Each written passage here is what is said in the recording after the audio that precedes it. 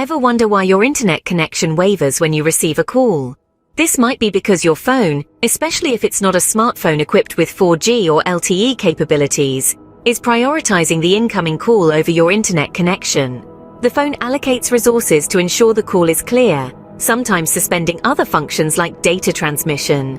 Older networks or devices without advanced features like VoLTE, which stands for Voice over Long-Term Evolution, might not be able to handle both voice calls and data connections simultaneously.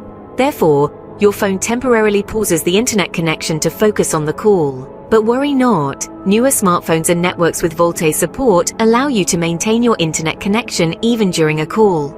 This is because VoLTE transmits voice calls over the LTE data network instead of traditional voice channels.